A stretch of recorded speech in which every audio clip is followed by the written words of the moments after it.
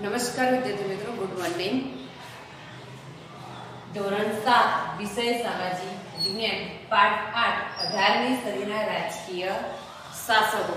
તો કે આગળના પાઠની અંદર તમે જોઈ ગયા હતા કે કયા કયા રાજાઓ મુઘલ સામ્રાજ્યની અંદર શાસન કરતા હતા। એટલે કે ઈસવીસન 18મી સદીની અંદર કે અનેક રાજકીય ઉથલપાથલ કે રાજકીય વ્યવસ્થાની અંદર કે ઈસવીસન 1707 માં કે औरंगजेबના મૃત્યુ પછી ભારત કે નાના મોટા રાજ્યોની અંદર વહેંચાઈ ગયો।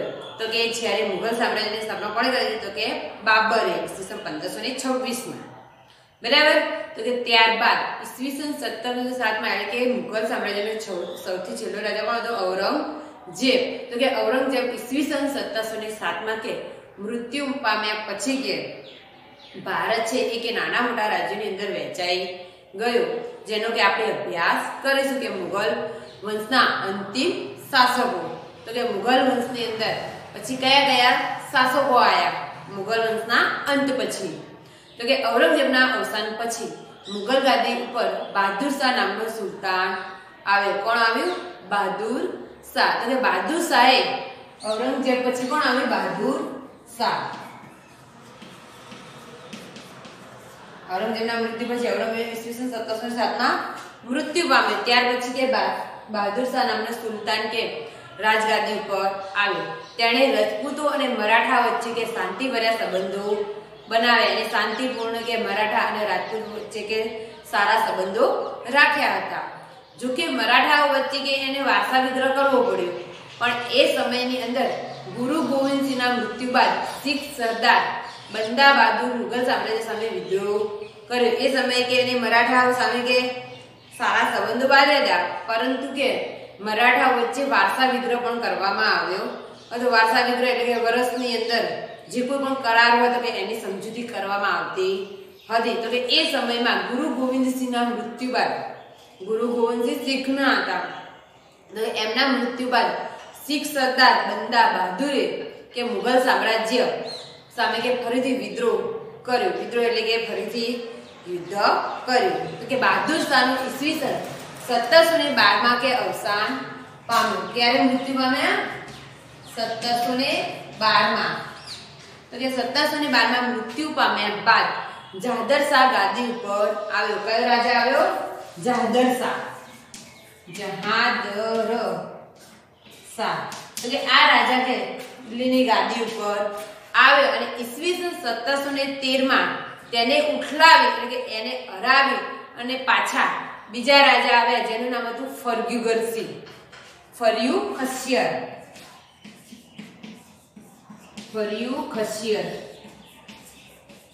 તો કે આ રાજા ગાદી ઉપર આવ્યો। તો કે એ સમયે સૈયદ બંધુ તરીકે ઓળખાતા બે ભાઈઓ સામ્રાજ્યની અંદર કે સારું વર્ચસ્વ એટલે કે સામ્રાજ્યની અંદર જ્યારે કે ફર્યુખસિયર કે રાજા હતો સામ્રાજ્યની અંદર, ત્યારે એ સમયે કે બે સામ્રાજ્યની અંદર બે સૈયદ બંધુઓ હતા, એમનું પણ વર્ચસ્વ સામ્રાજ્યની અંદર વધારે હતું। તો કે એ સમયે કે ફર્યુખસિયરને કે ગાદી ઉપરથી હટાવી અથવા તો ઉઠાડી અને મોહમ્મદ શાહને બાદશાહ બનાવવામાં આવ્યો। આમના પછી કયા રાજા આવ્યા? મોહમ્મદ શાહ।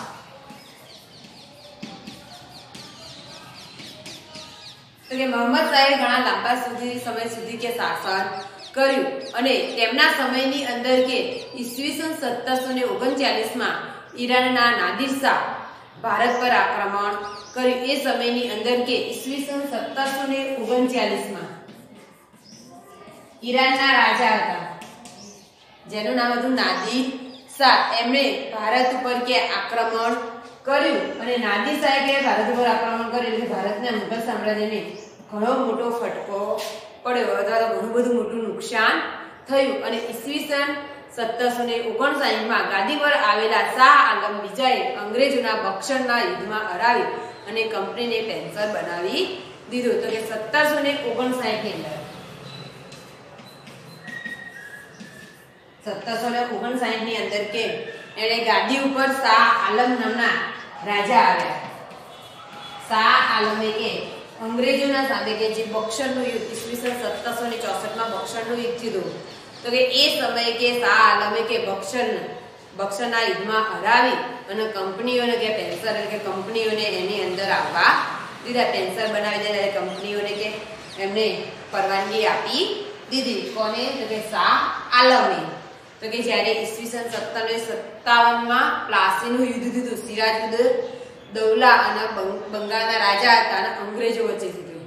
એની અંદર કે સિરાજ ઉદ દૌલા હારી જાય છે અને ત્યારબાદ પછી બક્સરનું યુદ્ધ થાય છે 1764માં. તો કે 1757માં પ્લાસીના યુદ્ધ પછી કે 1759 ની અંદર શાહ આલમ નામના રાજા હોય છે, એમને કે આ બક્સરની અંદર કે અંગ્રેજોને પરવાનગી આપે છે. તો કે હવે બંગાળ, તો બંગાળની અંદર આપણે જોઈએ કે આ બધા જ કે રાજાઓ એકબીજા વચ્ચે આવી અને પોતાનું શાસન કરતા હતા. તો કે બંગાળની અંદર કયા કયા રાજાએ કઈ રીતે શાસન કર્યું? તો કે બંગાળની અંદર મુર્શિદ કુલી ખા અને અલીવર્દીન ખાએ બંગાળમાં સ્વતંત્ર રાજ્યની સ્થાપના કરી. બંગાળની અંદર કયા કયા બે રાજાઓ હતા? બંગાળની સ્થાપના કોણે કરી? અથવા તો બંગાળની અંદર સ્થાપના એટલે કે સ્વતંત્ર રાજ્યની રચના કરી કે ભાઈ બંગાળ સ્વતંત્ર બન્યું. તો મુર્શિદ કુલી ખા, મુર્શિદ કુલી ખા અને એમના બીજા ભાઈ હતા અલીવર્દી ખા, અલીવર્દી ખા. તો કે આ બંને ભાઈઓએ કે એમણે સ્વતંત્ર બંગાળની કે રચના કરી હતી. અને ઈસવીસન 1757માં સિરાજ ઉદ દૌલા બંગાળનો નવાબ બન્યો. બંગાળનો નવાબ કોણ હતા? તો કે બંગાળના નવાબ હતા સિરાજ ઉદ દૌલા.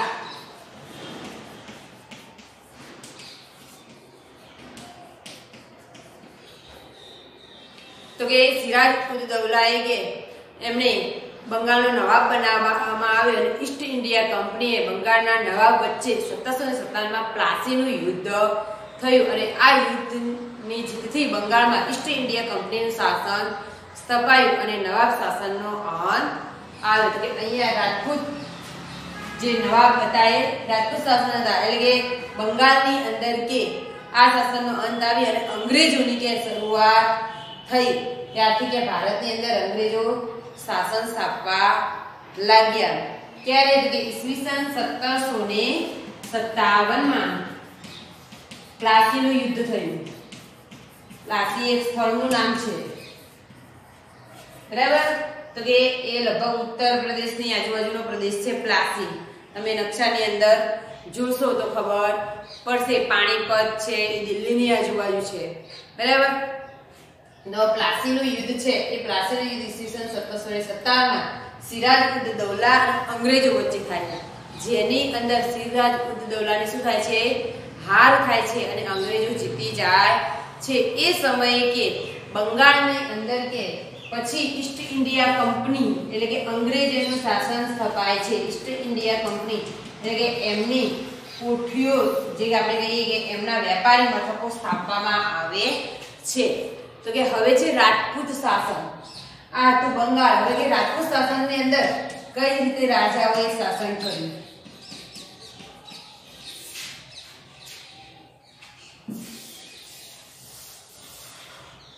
તો કે મુઘલ સામ્રાજ્યના પતન બાદ રાજસ્થાનમાં જયપુર એ સૌથી શક્તિશાળી રાજ્ય હતું. તો કે એ સમયે કે મુઘલ સામ્રાજ્યના પતન બાદ કે જયપુર એ સૌથી શક્તિશાળી રાજ્ય ગણવામાં આવતું હતું. તો કે રાજા સવાઈ જયસિંહ અને રાજનેતા સુધારક કાયદાવિદ અને વિજ્ઞાન પ્રેમી હતા. એ સમયે કે રાજા જે સવાઈ જયસિંહ હતા એ કુશાગ્ર રાજનેતા હતા. રાજા જયસિંહ, રાજા સવાઈ જયસિંહ એ કે જયપુરના રાજા હતા. એ સમયે કે આ રાજનેતા સુધારક કાયદાવિદ અને કુશાગ્ર બુદ્ધિવાળા એક વિજ્ઞાન પ્રેમી રાજા હતા.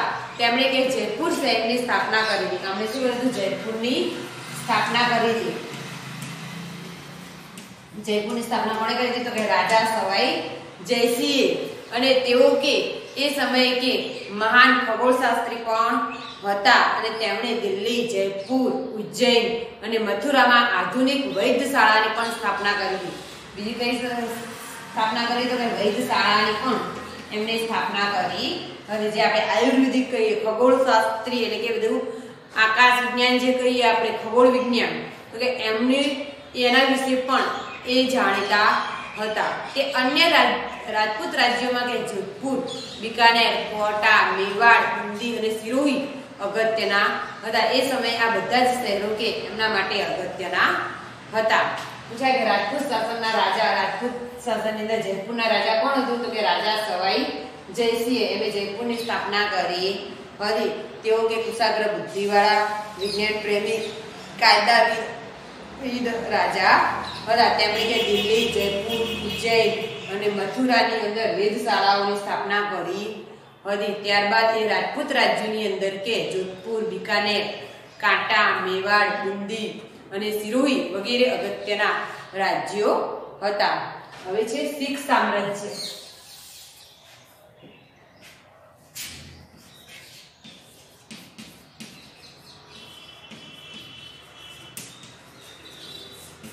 તો કે શીખ સામ્રાજ્યની અંદર આપણે જોઈએ કે શીખ સામ્રાજ્યમાં ગુરુ નાનકે 15મી સદીમાં શીખ ધર્મની સ્થાપના કરી હતી. શીખ સામ્રાજ્યની શીખની સ્થાપના કોણે કરી? ગુરુ નાનકે.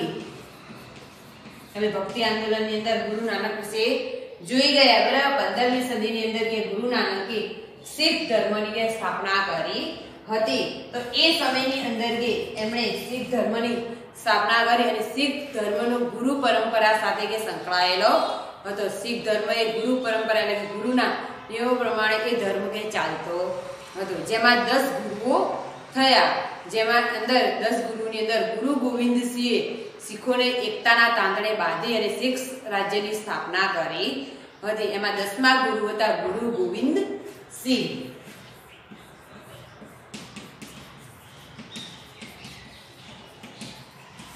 ગુરુ ગોવિંદસિંહે કે શીખ ધર્મની અંદર કે શીખ રાજ્યની સ્થાપના કરી હતી. આ ગુરુ ગોવિંદસિંહનું તો એક પિક્ચર પણ છે, કાર્ટૂન જેવું જ છે, બરાબર. એ પિક્ચર આખું ગુરુ ગોવિંદસિંહનું છે. પિક્ચરનું નામ બરાબર ખ્યાલ નથી, પણ તમે સર્ચ કરો ગુરુ ગોવિંદસિંહનું ફિલ્મ તો આવી જશે. જો તમને ખ્યાલ આવી જશે ગુરુ ગોવિંદસિંહના. તો કે ગુરુ ગોવિંદસિંહે કે શીખોને એક તાંતણે એટલે કે બધા શીખોને એકતા, બધા શીખો વચ્ચે સંપતો અને એમણે કે શીખ રાજ્યની સ્થાપના કરી હતી.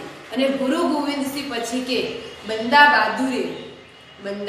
બહાદુરે મુગલ સામ્રાજ્યને વિરુદ્ધ ભયંકર વિદ્રોહ કર્યો. તો કે એની અંદર ગુરુ ગોવિંદસિંહ પછી હતા બંદા બહાદુર, એ શીખ હતા. એમણે કે મુગલ સામ્રાજ્યના અંદર કે વિરુદ્ધ ભયંકર કે વિદ્રોહ એમની સામે કર્યો હતો. શીખો કે 12 સમૂહની અંદર વિભાજિત હતા અને જેમાં એક સમૂહ તો સુકર ચકિયાના, જેની અંદર કે 12 સમૂહની અંદર શીખોને વિભાજન કરવામાં આવ્યા હતા. એમાં કે એક સમૂહ હતો સુકર ચકિયા. શક્તિશાળી નેતા રણજીતસિંહે શીખ સામ્રાજ્યનો વિકાસ કર્યો હતો. તો કે એની અંદર એક સમૂહ હતો, જે 12 સમૂહ હતા એની અંદર એક શક્તિશાળી સમૂહ હતો. તો એક શક્તિશાળી સમૂહનું નામ હતું સુકર ચકિયા.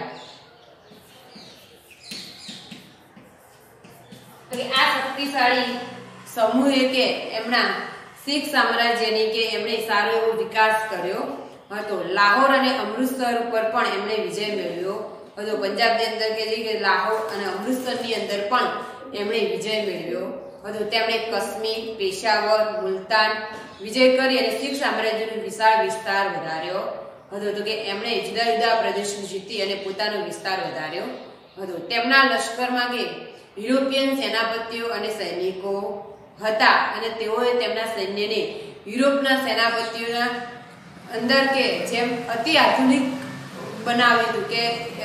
કે યુરોપના જે સૈનિકો હતા એમની પાસે આધુનિક ટેકનોલોજીના કારણે એમનું સૈન્ય કેવું હતું? આધુનિક હતું. લાહોરમાં તેમણે તોપ બનાવવાનું કારખાનું પણ સ્થાપ્યું હતું. કઈ જગ્યાએ એમણે તોપ બનાવવાનું કારખાનું સ્થાપ્યું હતું? તો કે લાહોરની અંદર પણ એમણે તોપ બનાવવાનું કારખાનું સ્થાપ્યું હતું. અને તેઓએ ધાર્મિક રીતે કેવા હતા? ઉદાર હતા. જો કે તેમના મૃત્યુ બાદ અંગ્રેજોએ ઈસવીસન 1849માં શીખ સામ્રાજ્યને બ્રિટિશ સામ્રાજ્યમાં ભેળવી લીધું. ક્યારે? 1849ની અંદર કે શીખ સામ્રાજ્યને કે એમણે અંગ્રેજોના શાસન નીચે લાવી દીધું. હવે છે મરાઠા સામ્રાજ્ય.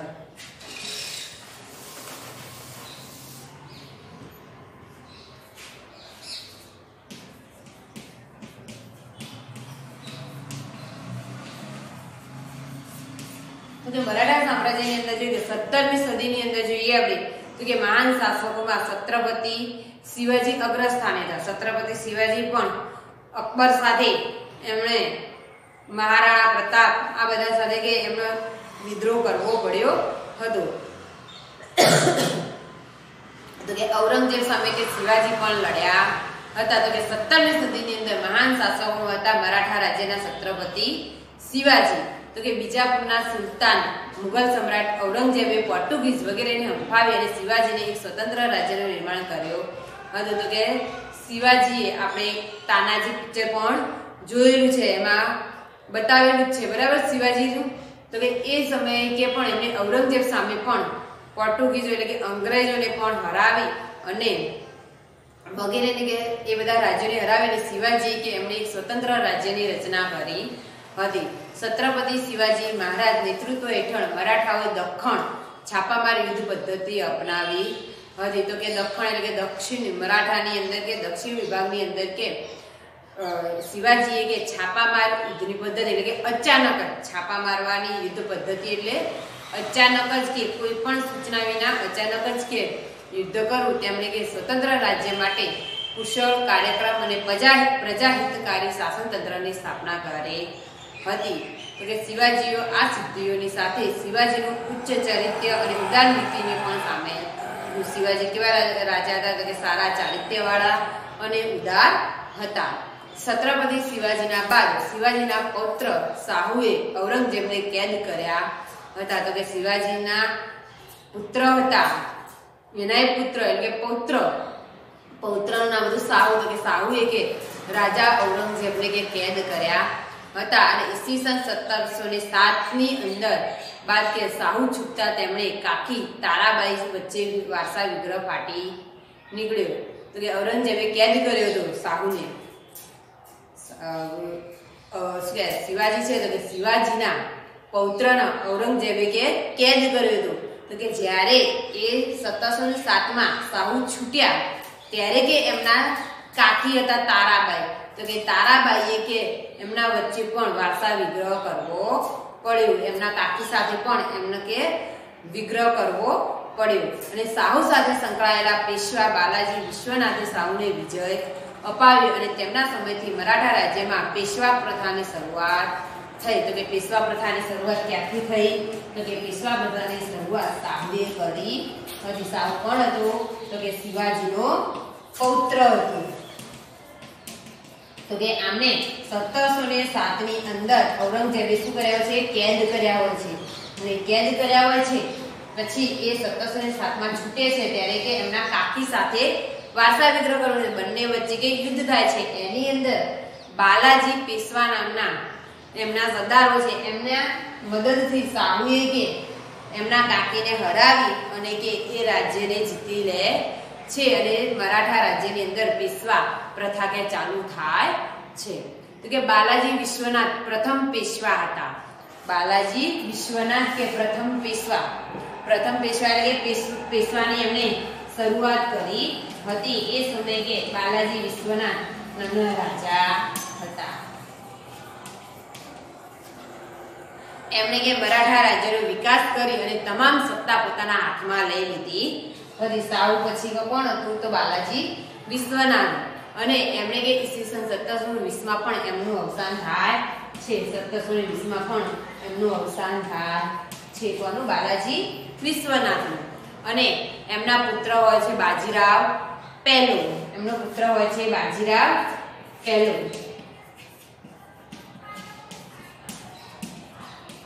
તો કે આ બાજીરાવ પહેલાએ કે તેઓ કુશળ યોદ્ધા અને ચતુર રાજનીતિજ્ઞ હતા. તેમણે પણ ઘણા મુઘલ વિસ્તારોને મરાઠા રાજ્યમાં ભેળવી દીધા. ઘણા કે મુઘલ સામ્રાજ્યને હરાવી અને મરાઠા રાજ્યની અંદર ભેળવી દીધા. ત્યારબાદ એટલું જ નહીં એમણે હૈદરાબાદના નિઝામને પણ હરાવ્યો હતો અને ગુજરાત અને બુંદેલખંડને પણ એમણે જીતી લીધો હતો. તેમણે મહારાષ્ટ્રને એક મરાઠા સામ્રાજ્યની અંદર પરાવર્તન કરી દીધું હતું. આખા મહારાષ્ટ્રને કે એની અંદર મરાઠા સામ્રાજ્યની સ્થાપના કરી હતી. કોણે તો કે બાજીરાવ પહેલાએ.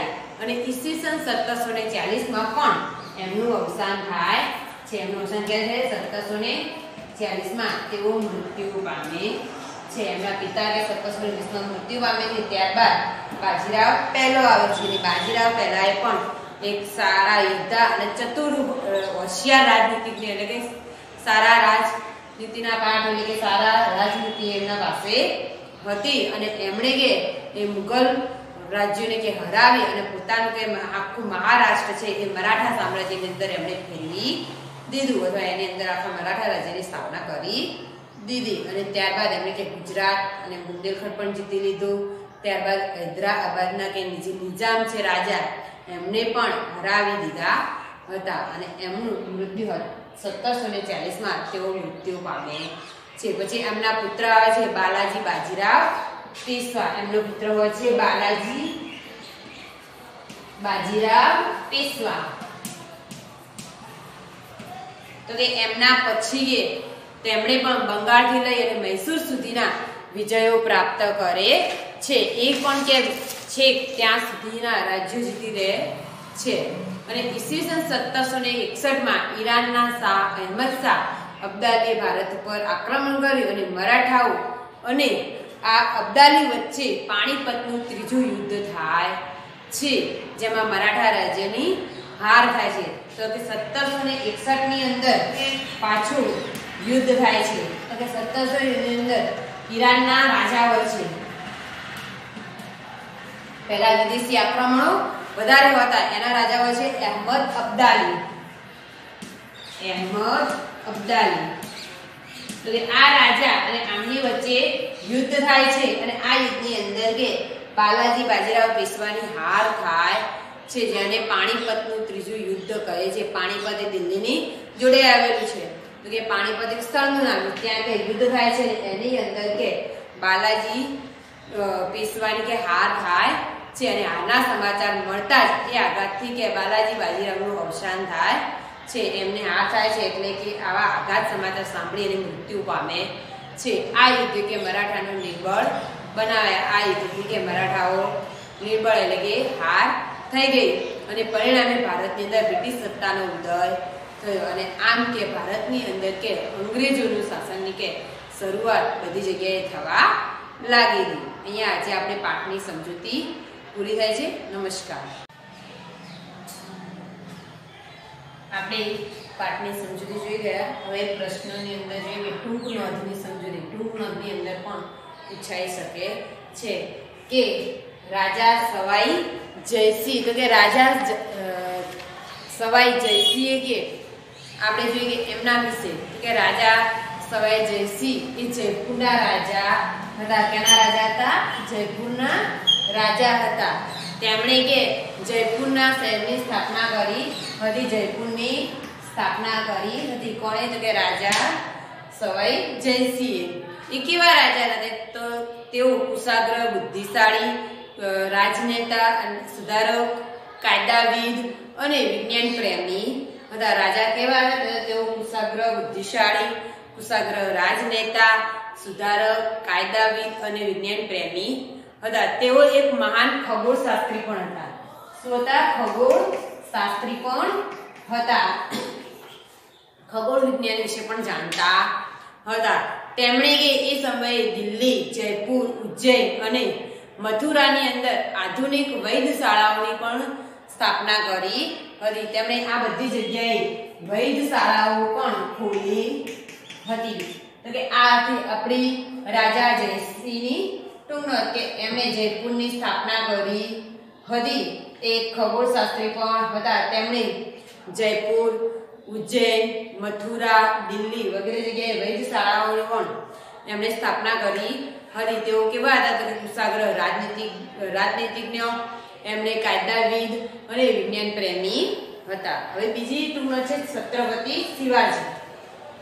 તો કે છત્રપતિ શિવાજી એ 17મી સદીના સૌથી મહાન શક્તિશાળી શાસક હતા. તેમણે કે મુગલ સમ્રાટ ઔરંગઝેબના બીજાપુરના સુલતાન, પોર્ટુગીઝ વગેરેને હરાવી અને દખ્ખણને એક સ્વતંત્ર રાજ્ય બનાવ્યું હતું. છત્રપતિ શિવાજીના નેતૃત્વ હેઠળ મરાઠાઓએ દખ્ખણમાં છાપામાર યુદ્ધ કરવાની પદ્ધતિ જે હતી એનાથી કે ઘણા પ્રદેશો એમણે જીતી લીધા હતા અને એમણે કે આ વિશાળ મરાઠા સામ્રાજ્યનું નિર્માણ કર્યું હતું. એ સમયે કે છત્રપતિ શિવાજી રાજ્ય માટે એક કુશળ, કાર્યક્ષમ અને પોતે કેવા હતા? પ્રજા કલ્યાણકારી હતા. શાસન તંત્રની એમણે રચના કરી હતી. છત્રપતિ શિવાજી કે સહિષ્ણુતા અને ઉદાર નીતિવાળા હતા. તેમણે કે છત્રપતિ શિવાજીની એમણે કે પોતાના કાબિલ વહીવટ કરતા એટલે સારા વહીવટ માટે કે એમણે ઉત્તમ રાજનીતિજ્ઞ હતા. ત્યારે એમણે જે પ્રધાનમંડળ હતું એ 8 પ્રધાનમંડળ બનાવ્યું હતું. એના કારણે કે એ સારી વહીવટ કરી શકે. અષ્ટ પ્રધાનમંડળની પણ એમણે રચના કરી હતી. તેઓ પુણે અને મુસદ્દીગીરીવાળા દખ્ખણમાં હિન્દુ રાષ્ટ્રનું નિર્માણ કર્યું હતું. એમણે પોતાની હોશિયારી કે દખ્ખણનો પ્રદેશ જીતી લીધો હતો. હવે છે બાલાજી વિશ્વનાથ. તો કે બાલાજી વિશ્વનાથ એ છત્રપતિ શાહુના વખતે કે બાલાજી વિશ્વનાથ છત્રપતિ શાહુના અકબર દરમિયાન કે રાજ્યની બધી જ સત્તા કે બાલાજી વિશ્વનાથ પાસે હતી. છત્રપતિજી શિવાજીનો પૌત્ર હતો. છત્રપતિ શિવાજીના મૃત્યુ બાદ એમનો પૌત્ર હતો શાહુ. તો કે શાહુના સમય દરમિયાન કે શાહુને તો ઔરંગઝેબે કેદ કર્યો હતો, બરાબર. તો કે એ સમય દરમિયાન કોણે બધી વ્યવસ્થા સંભાળી દીધો? કે બાલાજી વિશ્વનાથે. અને તેમણે ઘણી સત્તા પોતાના હસ્તક લઈ લીધી હતી. તો કે એમણે લગભગ બધી સત્તા પોતાના હાથમાં જ હતી. એક રાજકર્તા તરીકે એક વહીવટ પણ એમણે સંભાળ્યો હતો. એક આખા રાજનીતિજ્ઞ કરતા પણ આખા રાજ્યનો વહીવટ પણ બાલાજી વિશ્વનાથ કરતા હતા. તેમણે કે મરાઠા રાજ્યના પ્રથમ પેશવા બની અને બાલાજી વિશ્વનાથે પોતાનું વારસદારો માટે પેશવા પદ વંશ પરંપરાગત બનાવ્યું હતું. તો કે એમણે મરાઠાઓની અંદર પ્રથમ પેશવા પદ મેળવ્યું હતું. કે એમણે પેશવા પદ મેળવી અને કે આખા સામ્રાજ્યને પેશવા પદ બનાવ્યું હતું. એમણે કે મરાઠા રાજ્યની અંદર સારો વિકાસ કર્યો હતો. આ વાત આપણે જોઈએ કે જ્યારે શાહુને એમના કાકી તારાબાઈ કે ની અંદર વારસા વિગ્રહ થાય છે કાકી સાથે, ત્યારે કે બાલાજી વિશ્વનાથની મદદથી એ શાહુ કે એ પ્રાંત અથવા એ પ્રદેશ કે જીતી લે છે. હવે છે બાજીરાવ પહેલો. તમે બાજીરાવ પહેલા વિશે પણ ફિલ્મ છે, બરાબર. તો એ પણ આપણે જોઈએ તો પણ ખ્યાલ આવી જાય કે પેશવા બાજીરાવ પહેલો એક કુશળ યોદ્ધા અને કુશળ વહીવટ રાજનીતિજ્ઞ હતો. તો કે બાજીરાવ પહેલો પણ એક કુશળ યોદ્ધા અને સારો વહીવટ કરતા હતા. તેમણે સૌપ્રથમ મુઘલ વિસ્તારો મરાઠા સામ્રાજ્યની અંદર ભેળવી દીધા. એટલે કે મુઘલ રાજ્યો હતા જે મુઘલો શાસનના હાથ નીચે કે જ્યાં મુઘલો રાજ્ય શાસન કરતા હતા એવા રાજ્યોને કે મરાઠા સામ્રાજ્યની અંદર ભેળવી દીધા. એટલે મરાઠાની અંદર એમણે જીતી લીધા હતા. એ પછી તેમણે માળવા, ગુજરાત, બુંદેલખંડ પણ આ પ્રાંતો પણ એમણે મેળવી દીધા અથવા જીતી લીધા હતા. તેમણે હૈદરાબાદનો નિઝામ હતો, હૈદરાબાદના રાજા હતા જે નિઝામ, એમને પણ હરાવ્યા હતા. આ રીતે એમણે પેશવા બાજીરાવ પહેલાએ મહારાષ્ટ્રને એક સ્વતંત્ર કે મહાન સામ્રાજ્યની અંદર પરિવર્તન કર્યું. આખા કે મહારાષ્ટ્રની અંદર કે એમણે મરાઠા રાજ્યની સ્થાપના એટલે મરાઠા રાજ્યની સ્થાપના કરી દીધી હતી. બધી જગ્યાએ કે મરાઠા રાજ્ય ચાલતું હતું. હવે છે આપણે મોટા પ્રશ્નની અંદર જોઈએ કે શીખ સામ્રાજ્યના શક્તિશાળી શાસક શીખ સામ્રાજ્યના શક્તિશાળી શાસક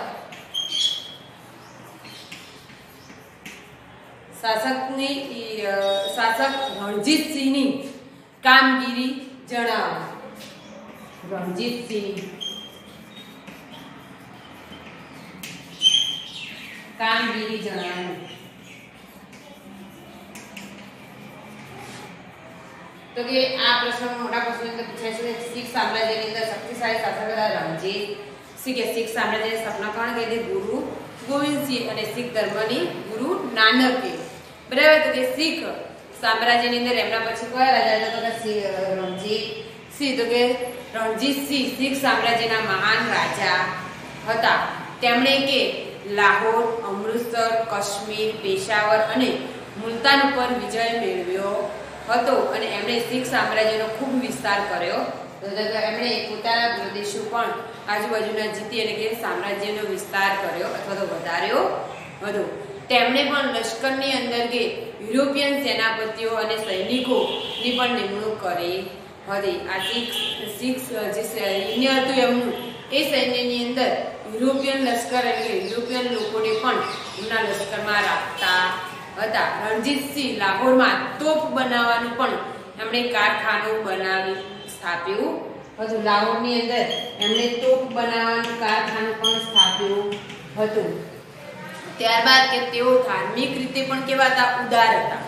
ધર્મની અંદર પણ માનતા હતા. રણજીતસિંહના અવસાન પછી અંગ્રેજોએ ઈસવીસન 1849માં જે મરાઠા સામ્રાજ્યને કે બ્રિટિશ સામ્રાજ્યમાં ભેળવી દીધું. જ્યારે રણજીતસિંહ અવસાન પામ્યા ત્યારે કે ઈસવીસન 1849ની અંદર એમણે કે અંગ્રેજોએ પોતાના શાસનની અંદર ભેળવી દીધું, એટલે કે અંગ્રેજો ત્યાં શાસન કરવા લાગ્યા. અહીંયા આજે આપણે પાઠ પૂરો થાય છે. પાઠ નોટની અંદર અને સ્વાધ્યાય પોથીની અંદર લખવાનો